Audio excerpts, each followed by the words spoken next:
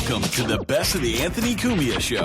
1 hour of highlights from this past week. Comedy, politics, current events, and pop culture. All completely uncensored. Sponsored by DeepDiscount.com, the best place online to find DVDs, video games, and electronics. Be sure to use coupon code Cumia when you shop for an additional 10% off.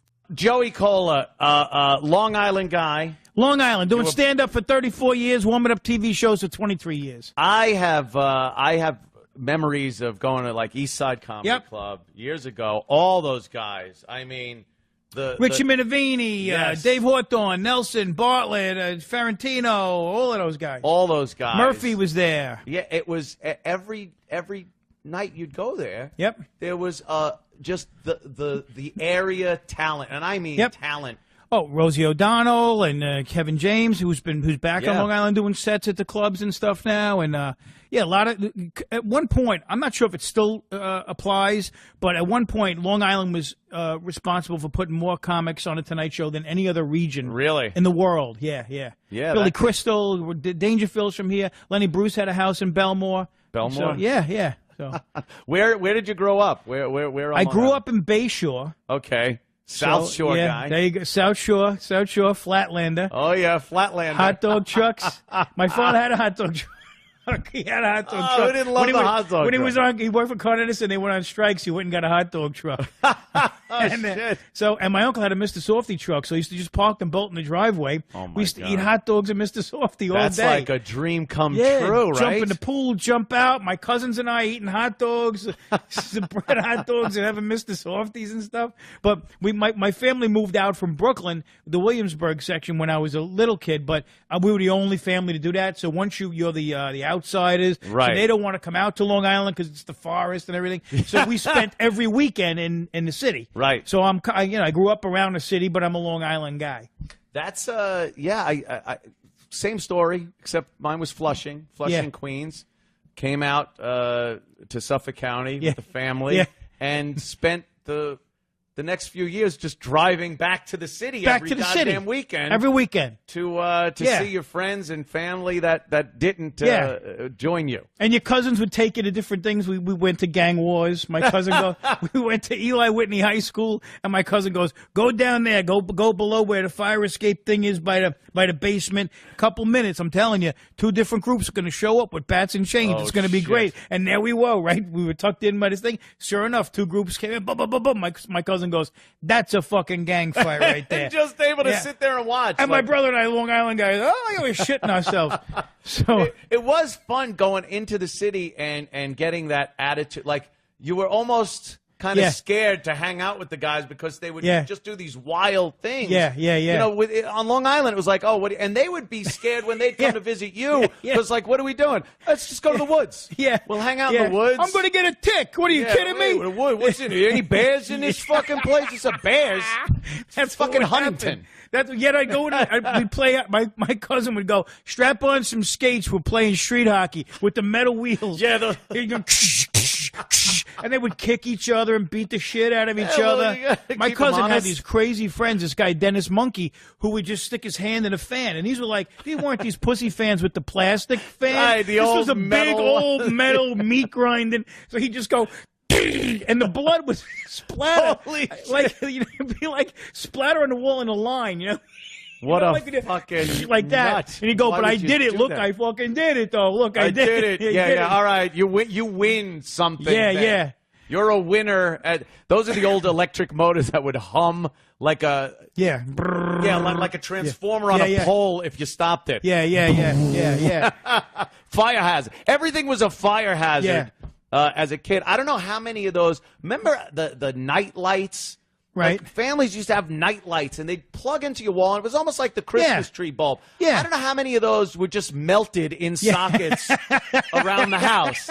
And it was like, you just, all right, we need a new night light. We need a new thing. This one didn't set the whole house on fire. Let's try again. That's it. People are cooking over them, Yeah, making a grilled cheese. They would get fucking hot and melt on your wall, and you'd just be like, Whatever. That was the way it was, man. I mean, I don't want to go. I'm going to talk about back in the day too much, Right. but my father with pets. You were talking about the cats and the dogs. Like this whole cat bit that I do in my act. Oh, but great. my father came from the city. There was no spay and neutering. There was nothing. He got a beagle from the guy who had it in a box in front of the supermarket, Yep, right? that's And then where he you tied her in a chain around the tree, and the dog would just go around the tree and then come back. And we made the mistake. We had Lucky, who was a beagle, but he put it on a tree that was next to a 6-foot fence, and Lucky made the mistake of jumping over the fence. He hung himself. So my brother and I come home from school, and we're little, looking out the dining room window into the backyard, and my father, Daddy, where's Lucky?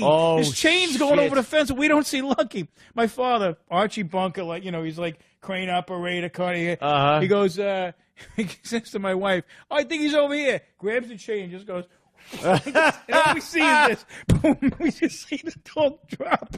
And we go, what's wrong with Lucky? So we run down there, and Lucky's obviously old rigor mortis there and everything. Shit. So we dig a hole, and my father digs the hole, and he digs the hole like this. He doesn't dig a square with a flat bottom. Yeah. He digs a hole and goes like this. He throws Lucky in, but he's old rigor mortis, so he like a bridge? Yeah, like a bridge. So my father takes the space shovel and split. Holy shit, what a nightmare. So me and my brother's like 4, I'm like 8. So I'm going, what you got? He goes, I got to make Lucky fit in the hole. The V-hole. So he's fit. So if you dig up Lucky right now, he's kind of in the shape of a sideways V, but he fit in the hole. He fit in the hole. In thousands. That was what my father was. He was like, there was no there was no. It was that his hardened way of doing things. Yeah, that was just like we found the cat came back with a mouse one day, and the mouse was half dead. So we go, Dad, let's try to fix the mouse. He goes, now you ain't gonna be able to fix that mouse. Takes a hammer and goes, boom, bury it with Lucky. Curl him into the letter C. That's it. There was no talking, no nothing. He used to take M80s and blow weeds out of the ground with M80s and stuff. M80s. It's insane, man. Yeah, parents, especially around the 4th of July, I recall going over to Connecticut. We had friends that lived in Connecticut, so you'd go to the beach in Connecticut for 4th of July. And my father had a bag of M80s. And you never put them on the ground and lit them. You threw these things. You lit them right in your hand. And it was and he was like, all right, let me show you how you do this. He goes, put your hand back. He goes, put your arm back. He puts an M80. I had to be 8. I was like 8 years old. He goes, all right. Now, when I say throw, he goes, don't you do anything else but throw that thing. Don't look at it. Just throw it. I'm like, all right, throw. And I throw.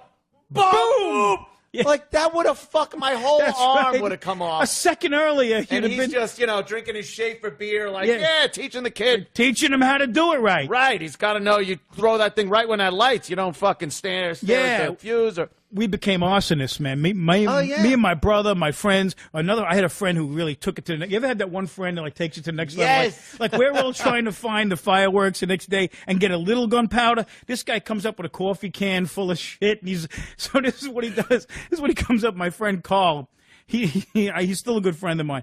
He figured out that you could take 3 cans, and I don't want to. Do not do this at home. Right, don't do this. Nobody do this. That I'm saying this right now. He took 3 like Coke cans, right, and he can opened around the side, sealed, taped them together, put a pinhole in the side of one. And then he opened up the complete end of another. You put lighter fluid in, you roll it, and you light one end, boom, and a small blue flame comes out. We're like, hey. Well, he decides 20 cans is going to be better. And he gets a gallon of this fluid. He puts it in there and rolls it. And this is what he did. He put it on a table like this, and he gets down like this. Oh, no. Boom. It hits him in the head, takes his forehead off. Like the can just took the whole forehead off, peeled it back. So his bone is showing, and there's blood gushing everywhere. But he doesn't know he's hurt yet.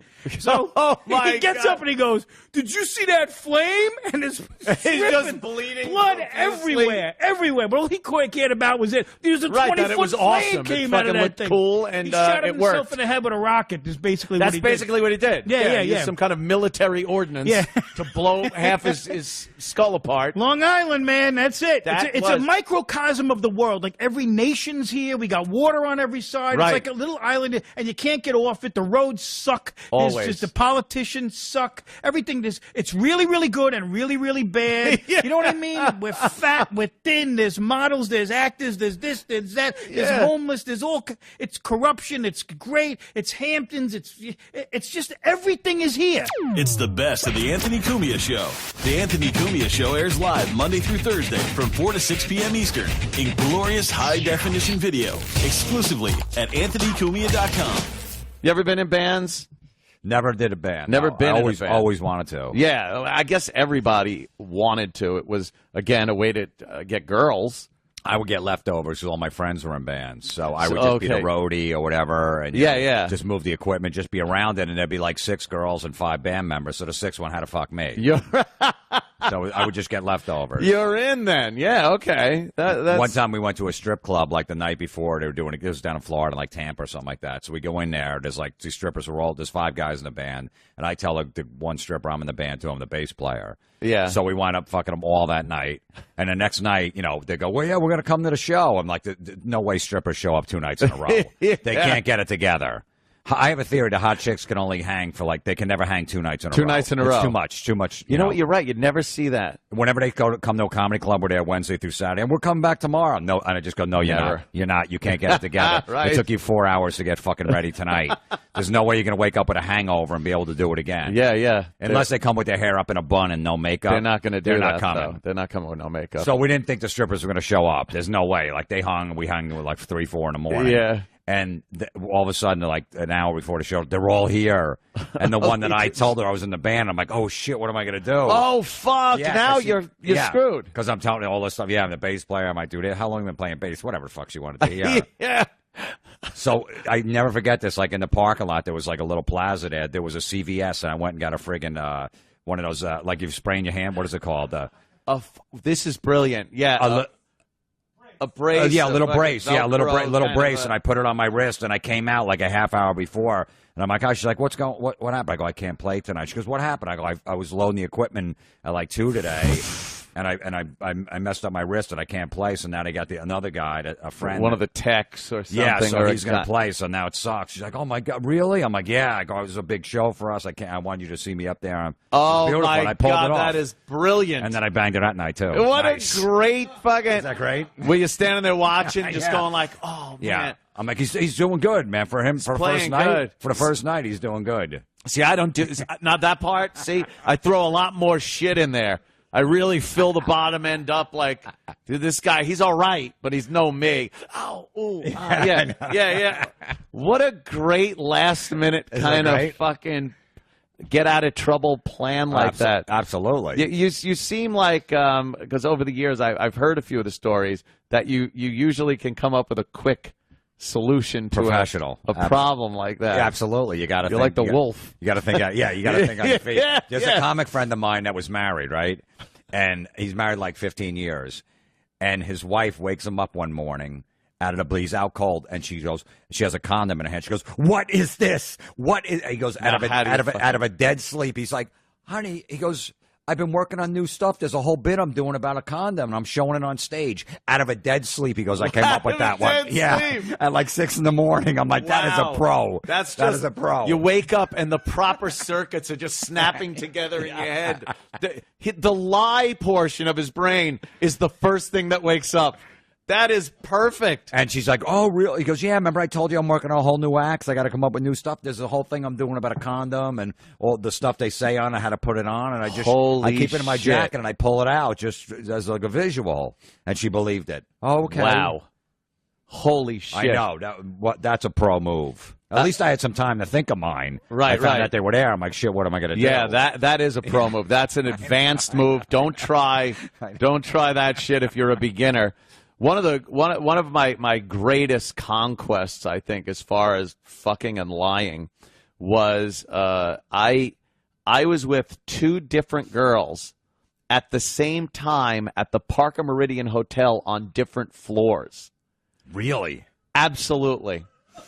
No doubt. I was with my wife at the time and another girl that was maybe 2-3 floors down. and the other girl knew that the wife was there. So it wasn't like they both didn't know. Right. So she was cool to deal with. But I had to keep telling the wife, like checking in and popping back in the room and saying, yeah, I got something to do down here. I'm going to be out. I'm going to whatever, the studio. I got a meeting or something. And I would go downstairs and hang out with the other girl and fuck her and then come back upstairs and Is this all in one night or is this over a few days? it was all one night, yeah. Okay, it was kind of an afternoon and then into the evening, overnight kind of a thing. So, but that whole thing was, and I was just petrified that the wife was going to be walking or be in the elevator. Of course. Because I was taking the other girl out of the hotel. Oh, you are? Yeah, like out. We'd go to dinner, and then I would come back, put her in the room, check in with the wife again, go downstairs, fuck the girl. It was so you didn't have to fuck your wife that night. Right? No, which is good because which is fuck the very other one, good. And then come back up and do come another back one. and especially the wife. Yeah, like you're fucking some chick, some different girl. It's nice, it's hot, it's everything, and then go back up and it's like, oh, the wife. Yeah, this is really gonna work. Yeah, she's laying in bed with a fucking with a hair up in a bun, a mud pack on her face. You know what I did? I went to CVS and got a brace for my dick and said, I can't fuck you. I injured. I fell in the elevator. The elevator snapped shut on my cock while I was. The Anthony Cumia Show. Did you ever go like from a club, like hanging out in a club or whatever, right to the construction job, like in the morning? Did you ever do that where you didn't even go home? No, never a morning thing. Okay. Never did that. I've done plenty of out partying, but not at a strip club. We've done that where we would go a club, and this was when I was living down in Florida, and we had a construction job. We were making like $15 an hour off the books. We were like 20 years old. Oh, fucking rich. Fucking guy, yeah, just handed us cash, like $600 at the end of the week. Like, holy shit, this is fucking great. And we'd go out to the clubs party. This was like in the spring break in Fort Lauderdale. Oh, fuck. So it was insane. So we go out to the clubs and then we'd strike out, and then we had to drive like an hour to work. So I'm like, you know what, fuck it. It's 3 a.m. We have to be there at 6. Let's just park in front of the construction site. We'll just sleep in the car, and whoever gets there will just wake us up. We'll go to work. Right. Yeah.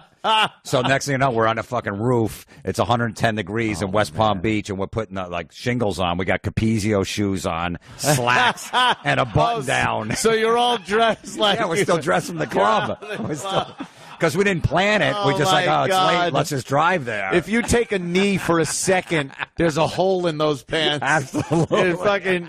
Your shoes, not much traction with Capizios. So I hope it was a shallow pitch on the roof. But wow, that's pretty so we bad. just whoever got to the construction site first would just wake us up in the car, and we just go and work for the whole day. Yeah. I went to plenty of attic jobs in the summer, hungover, and had like the bucket up there. It's 120, 130 in the attic, and you just know you're going to be puking your guts up. Hoping the homeowner doesn't hear, like, what's going on up there? Oh, the unit's heavy. I'm pulling it across the beams and just vomiting in their attic, and then making a mistake, falling through. Like my brother was talking about it earlier. Nothing worse than your foot or your helper's foot just comes right through the ceiling. Oh, yeah. And you're like, boom, okay, a grill's going there. I don't care if they wanted it. Yeah, we redesigned. The airflow wasn't as good in this area, so that's why we put a 12 by 12 grill in the middle of the living room. In the middle of the living room. Yeah, you really need it.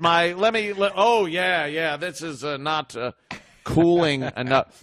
Or if you'd fuck up another thing, you would just make it the return hole, where it was the big 24 by 24 hole that sucks the air back in. Right.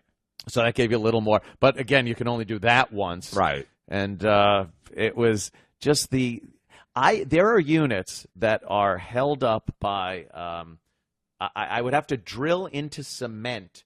The ceilings were cement in these industrial park buildings. And put threaded rod in and molly bolts that are supposed to hold these things, and just put heavy fucking units that I know underneath are going to be a desk and cubicles and stuff. I wonder to this day how many of those just fell down on someone. Thank God it was before computerized. You know, who did that job? Let's look it up. It was Anthony Cumia. All that paperwork is just burnt somewhere. So I hope I didn't hurt anyone through my negligence. And there wasn't like an inspector that would come in. Inspector? Oh, it was nothing. It was just what I remember. Like now, Freon, the old fluorocarbons, Freon, they had to change it to something else because it was just deteriorating the ozone layer. We used to do something called, and we put it on the form as VTA, and it meant vent to atmosphere. We would just cut the line and let it go, and just fucking Freon. And every air conditioning guy did this. So you can only imagine how much of this was in the air. Now the fine you would get for doing something like that, you have to have a recovery guy that comes in if they're replacing your unit and vacuum out the Freon without losing any. Really? It's crazy now, all the regulations. We used to just fucking nothing was inspected. We did the electrical work we weren't supposed to be doing. An electrician was supposed to be called, and we're like, just drill a hole and run some Romex through it, and we'll fucking make it work. Inspector, what? Look, you turn the AC on, it comes on. Right. Take it easy. Beautiful. It was that. What about your shitty jobs? I always do like construction. I would work, Yeah, it was always putting drywall up or just cleaning up shitty houses. Like my brothers used to buy these old shitty houses and refurbish them. So we'd have to clean them all out and fucking put up a new roof, put up some walls and shit. But our whole thing was we just shit everywhere on the site. Everywhere. That's what construction workers do. That's all you do. It's the only fun you have on the site. You actually enjoyed shitting in weird places. You would save it. You wouldn't even do it in the morning before you left the house. Because you might find a fun place. Yeah, like this. Why I remember this one house was like 110 degrees in the summer, and we're in there working, and it was my friend had to go paint the bathroom, this little bathroom, and it was all garbage next to ripping the wallpaper down. So I shit in a bag, like a shopping bag, and I put it in there because there was so much stuff in there. And within 5 minutes, like, what the? It fucking stinks in here. What the fuck? I can't be in here all day. He's like, smell. I come down. I go, I don't smell anything. Do you smell anything? What is that? Three other guys are in on. We don't smell nothing. And every half hour, what the fuck? I can't take this anymore. He's sweating. And there's a big bag of fucking shit in there. He never found it. I don't think, unless you're in construction and had to have taken dumps on the job site like that, you don't realize how much that little bit of water in the toilet really cuts down on the smell. Absolutely. Because when you're just laying one out in the open like that, it's so bad. It could, the whole fucking house that you're working on or anything, even if it's just one of the concrete fucking Portuguese guys shitting in the basement. And if you're in the attic, you will smell that. There was my brother and my best friend were putting insulation in a crawl space under the house. Great job. And it's brutal, right? Yeah, all the asbestos and stuff. Yeah, a little crawl space, and it's in the summers, 95 degrees out. And I shit in a bag and then threw it in there, and the whole day. They're putting insulation, getting cancer from the asbestos. And they're like, fuck it. They thought like a pipe broke from the bathroom. Right. It's one of those waste pipes or something. Yeah, like there's a sewer leak somewhere the whole time. And meanwhile, I just tossed it in there when they were in there the whole day. To my brother and my best friend, I did that. There was a guy I worked with, Mike DiBenedetto, and he was all about the job, and he was by the book, rules guy. No one really ever wanted to work with this guy because he was just such a fucking stickler. You couldn't have fun. Even the radio station he put on was terrible. It was like B103, like one of those things on the job. And I would get stuck with him all the time. No one would want to work with him. And he was one of these guys that would be like right at 8 o'clock. He'd be like, all right, suit up. He would say suit up. And it was like, put your fucking, nail apron on and your Makita holster and gun and fucking hammer holder. But he would call that like, all right, suit up. Like we're going in kind of a thing. Just a gung-ho asshole. And someone, when we went to lunch, which was exactly a half hour, go get sandwiches and fucking buy the book. One of the concrete guys, I guess, had taken his 4-foot ladder and put it on its side and used it to sit on one of the ladder rails. It's an A-frame ladder. Right. He just tipped it over, sat here, and took a shit that just like went all over his ladder and the steps. Everything. He was so pissed, and I couldn't have been happier that he's wiping some fucking Portuguese guy's dump off of his fucking meticulously kept 4-foot ladder. Oh, was he an asshole? That's great. No one liked him. We all just, like, fucked off. Like, I did, and it was, what was it, Office Space? People will do just as much work as they need to keep their job, Yeah. And that's exactly what I did, barely.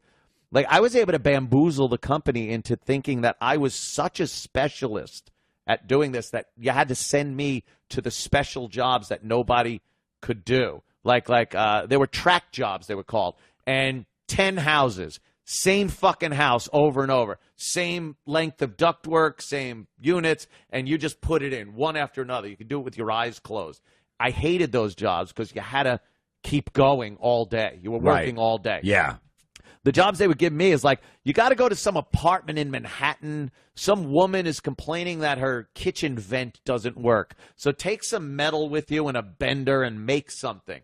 And I'm like, all right, I could do that. I would get there, finish in 10 minutes, and then just do nothing the rest of the day. Yeah, exactly. It was always good if you got sent out to go get supplies. Yeah. Oh, supplies. And is that great? Like, going to Granger. I'll be right back. Yeah, Be right back next week. The lumber yard, you have to go get supplies, and it's like an hour and a half. You're gone. Yeah. Everybody else is on the fucking putting drywall up and holding it. Did you ever go right there? The drywall trying to nail it, and meanwhile you're fucking hanging out at 7-Eleven having a fucking Mountain Dew. Yeah. Your feet out the window. I had to use a dead man's tea while you were gone. Yeah, I know. Put the fucking. There was you never went right there and right back. Never fucking happened. Take your time. Most of the time, I'd be in the parking lot with the fucking New York Post, of course, a Snapple iced tea, an egg sandwich, and just listening to Howard. Yeah, and just that would be and like. You can't go. Fucking Gilbert Gottfried's on. This is a great episode. Fuck it. Oh, shit. They're going past 11. Yeah. This is nuts. I know. Yeah. Okay, let's get to the plugs. I'm like, okay, let's get to work. I'm ready to fucking, now I can do something. That was just the lack of productivity. Yeah, it was just, nobody wanted to be there. No, ever. Were you a funny guy on the site? Well, just busting balls and busting stuff. Balls yeah, funny. whatever. Right. Yeah, we did whatever we had to do, and we always hated Springsteen. So if Springsteen came on the radio, you just keep the radio in the middle of the room, right? Just or blasting, on the lawn, wherever it was, covered with spackle and fucking. Yeah. So if Springsteen came on, it was like a race to the radio to shut it off.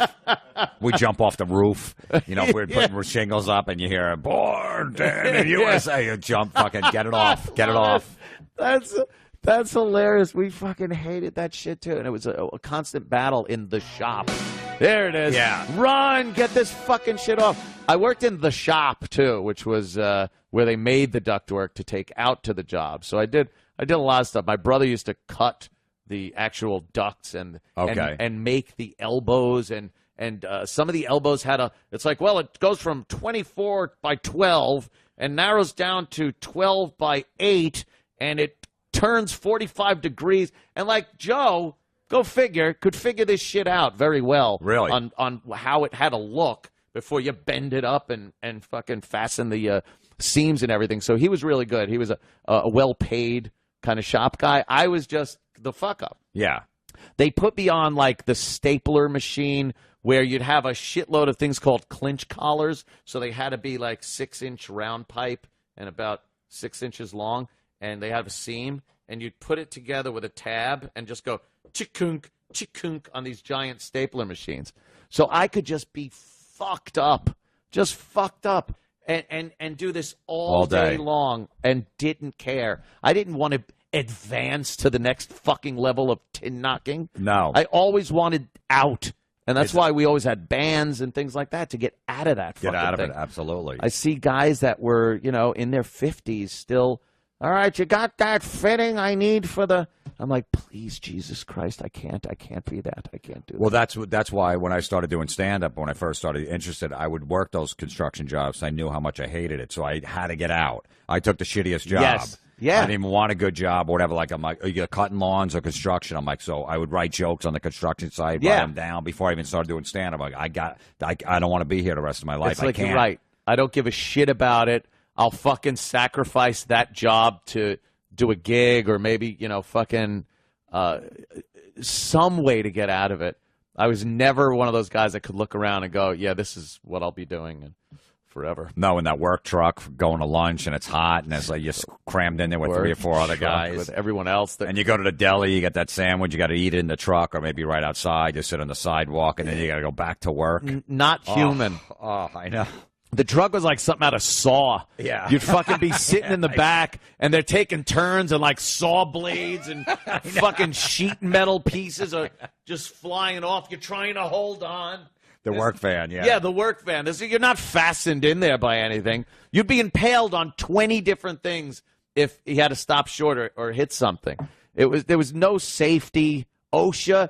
I'd put an extension ladder up as far as it could go. It's like 50 fucking feet in the air, whatever, on the last kink rung, so it's almost bending, on an I-beam on the ceiling of an industrial building. Right.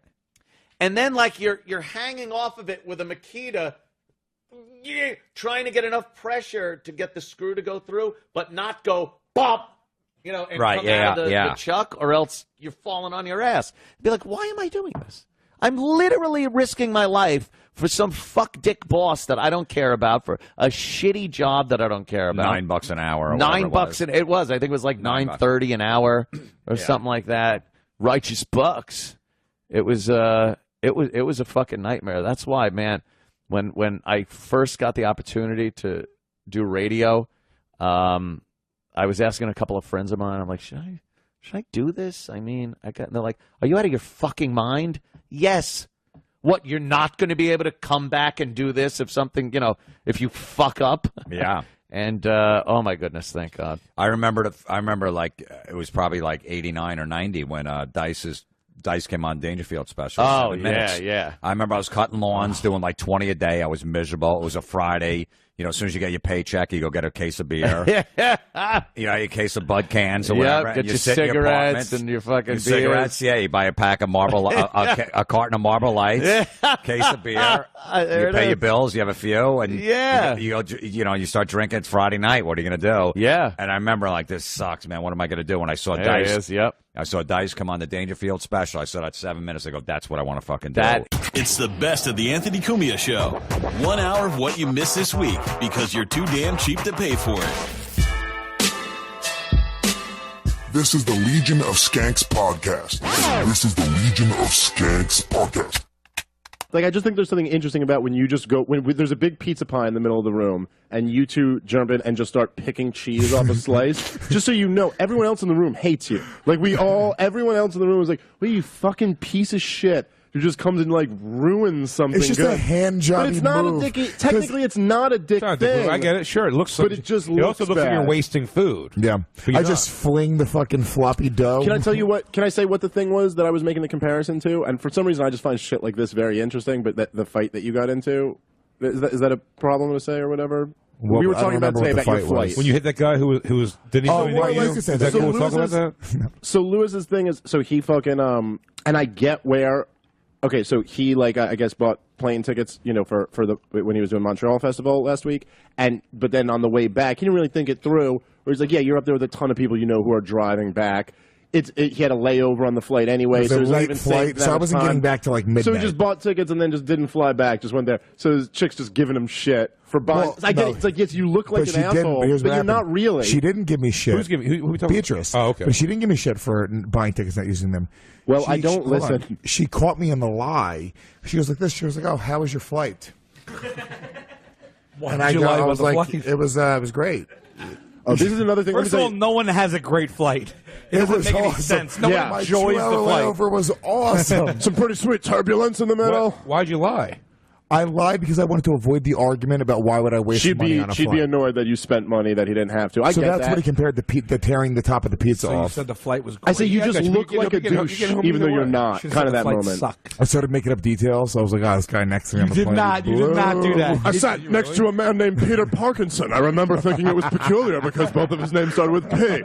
We discussed the New York Times and politics. I said Obama was doing great. And I had left my Facebook open, like at home, And I literally... Your status update was, just lied to this bitch about a flight, dummy. No, I messaged Rebecca. Literally, it just comes up at the thing. I was like, hey, it was just something about like picking me up at the thing and literally laying all out that I'm not taking my flight in the message.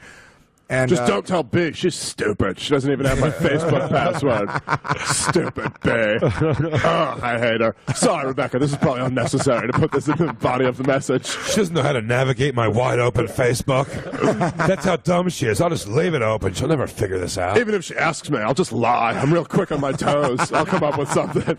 And it says B =, tard. B greater than retard, less than autistic kid. Less than equal to autistic kid. So these are the two. This is what I found very interesting about that, okay? Number one, I have a weird brain, as you all know. But I found that pizza, that thing of good correlation. And then the other thing was just the moment of like, something so fascinating about when a chick knows you're lying and then sets the trap for you to lie, like entraps you into that. And then you, like this happens to me in every relationship I'm in, which usually lasts about a month. Is that there'll be just like a moment Comedy where... clubs, bookers, management, every relationship. Management's more like 6 months. You're talking about comedy clubs. I haven't met one yet. You're talking about the vibe of like, how was lunch with your cousin Steve that you had to go see today on last minute's notice? Yes, that I could have probably picked up on because you really laid it on. Like, this is a gotcha question. But I'll fall for that. And I will, here's the thing I'll do. 10 out of 10 times, I will tell what Lewis just did, a white lie to avoid a fight with a chick. That's it. I don't lie to my white friends. lie to avoid, that's the perfect way to describe it. All it is I don't want to have the argument. So I'll do it. So here's the thing. I'll do that 10 out of 10 times. I'll just because it's women are just, you know, you guys are, you're so beautiful. 100%? Yes. Okay. Yeah, I'm sorry. I just had to fucking. I got really, really drunk yesterday.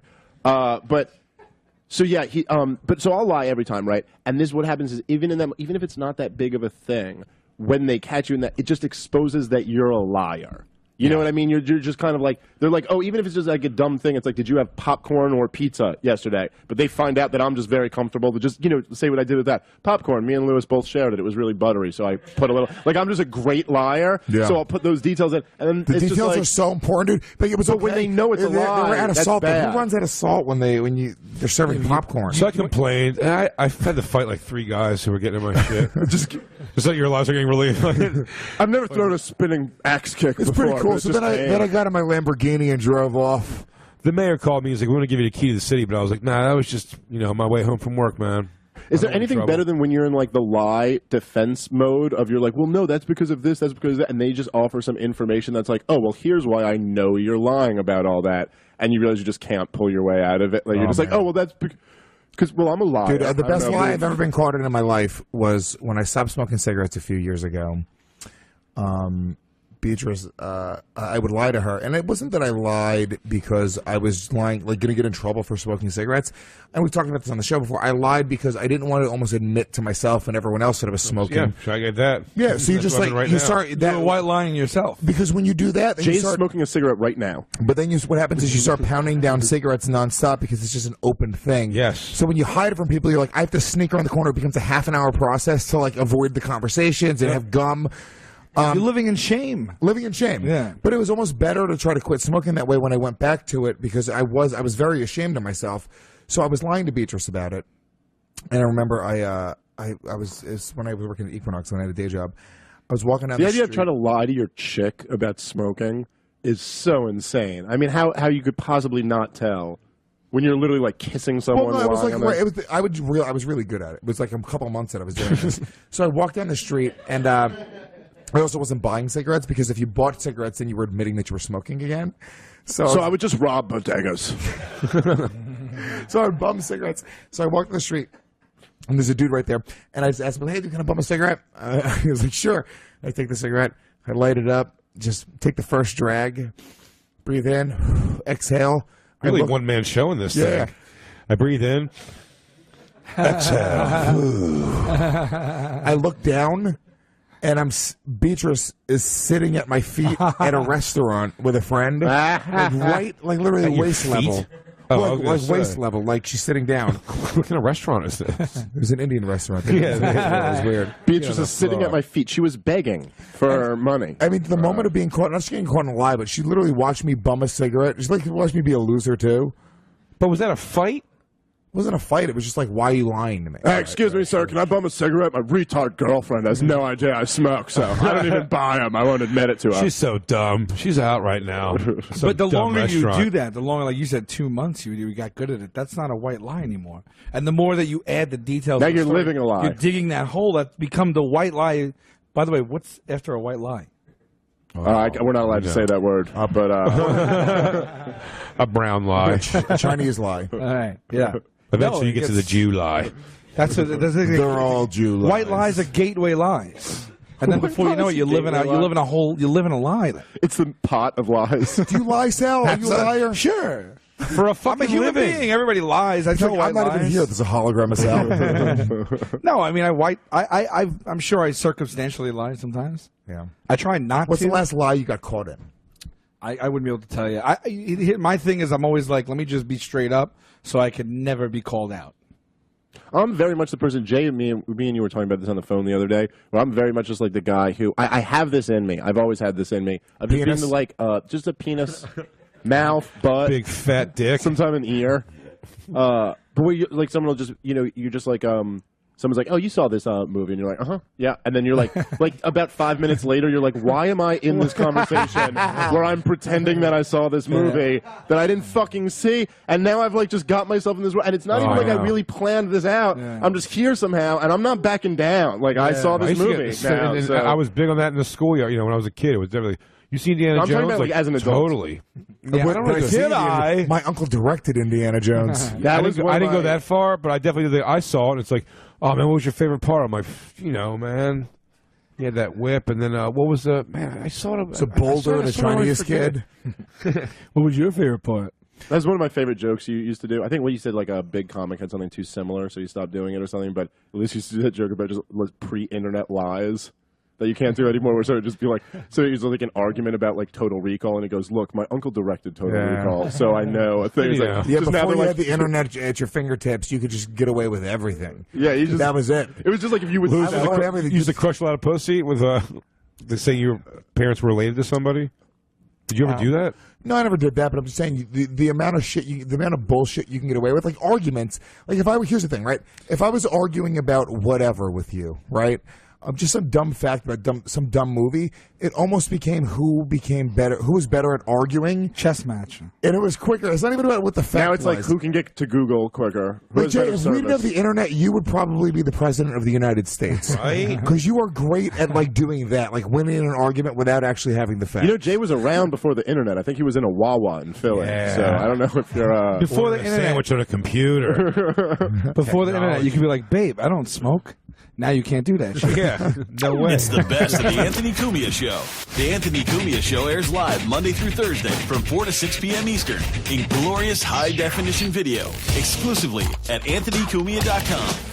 This is the best of the Gavin McInnes Show. You know how... I actually thought you were going to say 5 minutes. This must be why stone people drive so slow. Stone people drive so slow, nigga. Stone people drive so slow. Waka, waka, waka. Okay, you know I was talking about your cock going in a tiny Asian woman's vagina hole? That's relevant here. Because I'm going to prove to you that God exists.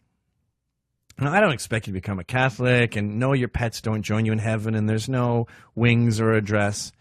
But I can prove to you that deism is the only mathematical possibility. All right? So... your cock relative to an Asian dwarf's is a big cock, right? I don't know. Yes. Okay. Jesus Christ. He's such a virgin, he doesn't even know if Asians have small pussies. I was going to say midgets have small pussies, but I think they have similar genitalia. That's a lot of room to take off when you're that small. It feels like it wouldn't be easy to get in between her lungs. You know that Serge Gainsbourg song where he's like, moi, je t'aime, moi non plus. And then he goes, entre tes vrais. You know what he's saying in that song? She's like, I love you. And he goes, me not anymore. And then she sings this beautiful verse about being in his arms. And he goes, I just want to come in between your kidneys.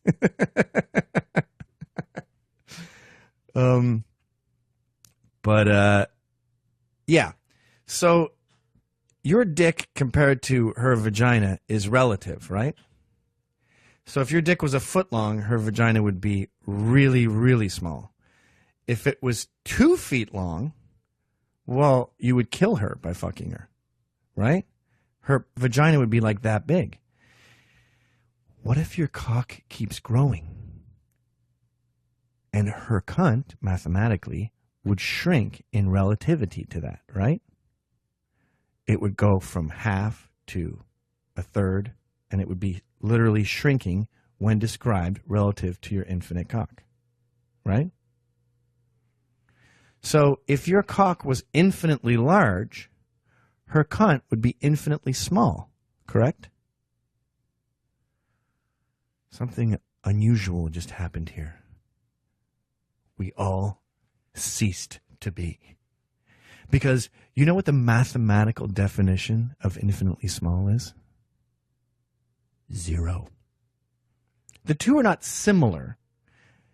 In the laws of mathematics, which we all know to be true, we know 1 + 1 is 2, infinitely small is equal to 0.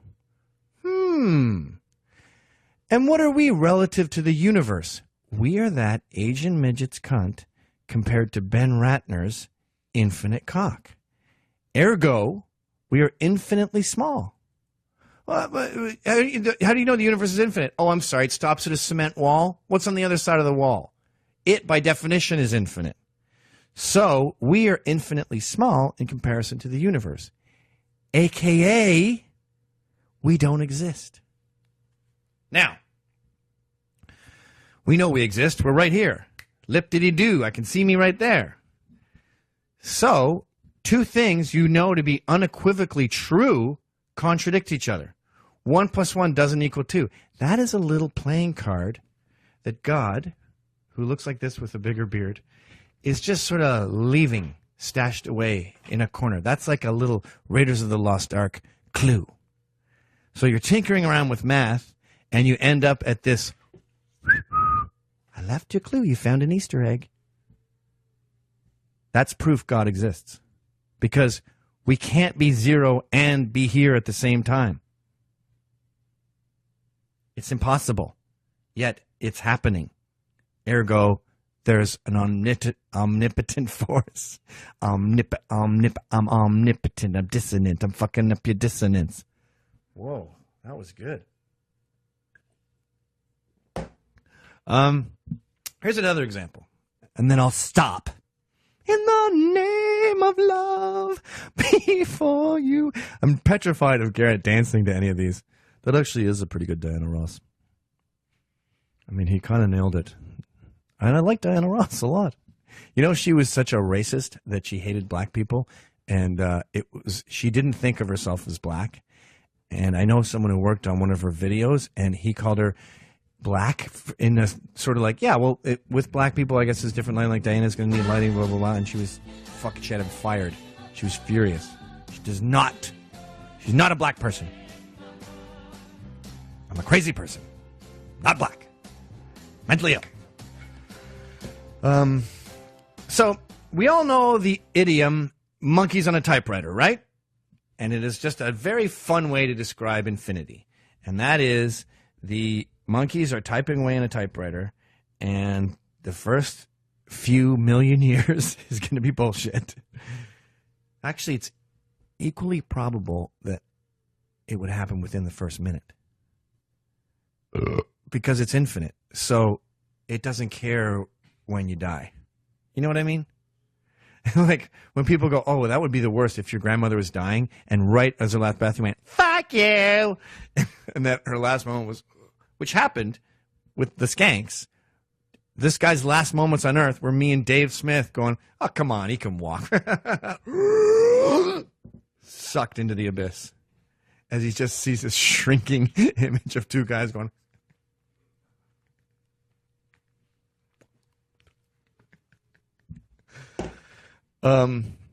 Similarly, in an infinite plane of possibilities, it doesn't matter if the monkeys type it that day or in 9 trillion billion years. It's like my dad says, coins don't have a memory. Because I said, come on, Dad, if you flip a coin 50 times and it's heads every time, we know what tails is coming up. Because I was talking about blackjack when you get like a bunch of face cards. And like, I think we're about to get some low numbers. I'm going to get brave. So, and he got so fucking mad because he's disappointed that his son is dumb. And he just, because all he cares about is math and physics and stuff. So he just looks at me with disgust and he goes, coins don't have a bloody memory. Every flip is from scratch. So you get what I'm saying about when the complete works of Shakespeare will come? Are you familiar with the monkeys thing? Right. They'll keep typing infinitely, and they will make the complete works of Shakespeare. There'll be one that has one typo, but there'll be another one that is perfect, typed out in chronology. Now, my dad wouldn't take this bait because he knew where it was going. And he said, no, it would take them an infinite amount of time. And I go, yeah, but it would get done. No, it would take an infinite amount of time to do, so it wouldn't happen. And he's speaking of an asymptote. You know what an asymptote is? What is it? I forgot. I know what it is, but I don't know what it is. Okay. I don't know what it is. Give me 1/1 of what you know it is. I don't know. Oh, Jesus Lord. Okay. An asymptote is something that comes infinitely close to something but never quite reaches it. Oh, it's like the parabola thing, right? Sure. Look up an asymptote. That's what I did, and that's what I said. So anyway, my dad's thing is that the monkeys get infinitely closer to the typewriter, but they never quite type it out. Like if you go half the distance between you and a tree, and you keep doing that, halving the distance, halving the distance, halving the distance, halving the distance, you won't ever get to the tree because you're always going half of the distance between you and the tree. So my dad's contention is that's the fucking y-axis in that is the monkeys doing the Shakespeare, and they'll never get there. I don't think so. It's not asymptotic. It keeps going and going and going right through everything. That's the nature of infinity. It's a fucking bulldozer.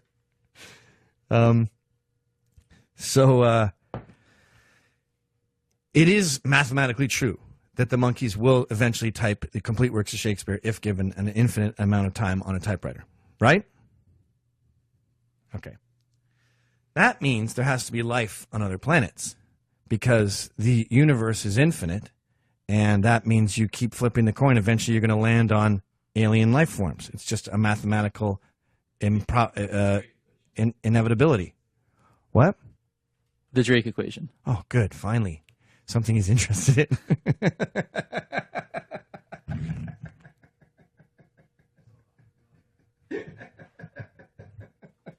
I'll take it.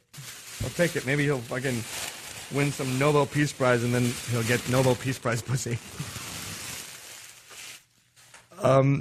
Nobel Peace Prize pussy, it's coming at you. Peace Prize pussy, lick it. Peace Prize, pa.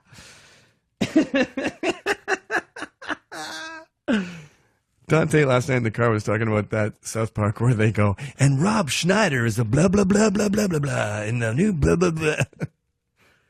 All right, so we know there's life on other planets. And then you go, wait a minute, I don't have to be picky here. I have an infinite amount of choices. I don't want just green guys with a big Martian head. I want like fucking planet guys like me. Just like Guy's Planet with naked broads. That has to be there. And then you go, there has to be a planet exactly like us, but everyone is Garrett. And then you go, wait a minute, why am I choosing right now 2015? We have a vast array of times. There could be a planet that is exactly like this, that is all Garretts, dressed like newsies during the Great Depression, and that's the whole planet, and it is exactly as Earth was in 1820. That has to be, right? Oh, I like the crackling of the fucking pot bag adding tension to the scene. Thanks, Spielberg. Perfect. There must be one with all rats, a planet of all rats, meaning Ben Ratner's. One of them, like me in this scene, is 4 seconds delayed. But everything else is exactly the same as here.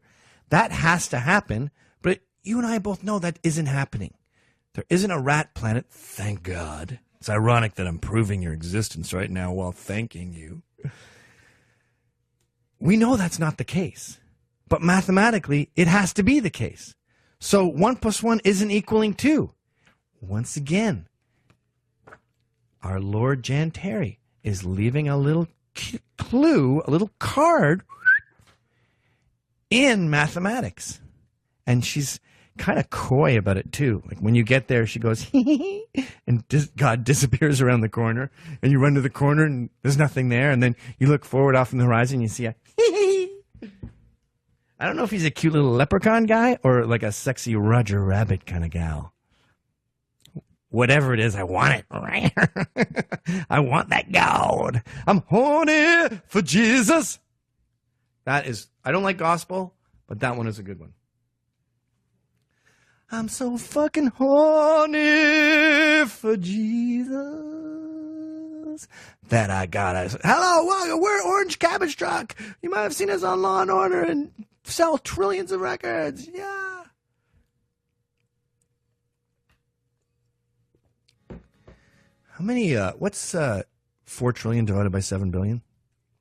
I just want to know how many records each person in the world would have to buy for that band to achieve their dream. Let's see, 1, 2, 3,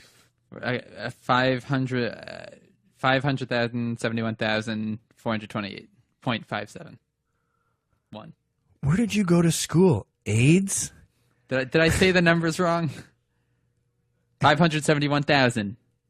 Oh, so that's it? Yeah. Oh, okay. Sorry. No, I thought you were gonna be like 570,000, 2,000, 4,000, 500,000 million. That's the new fucking way they teach the kids to count. That's the whole Common Core thing.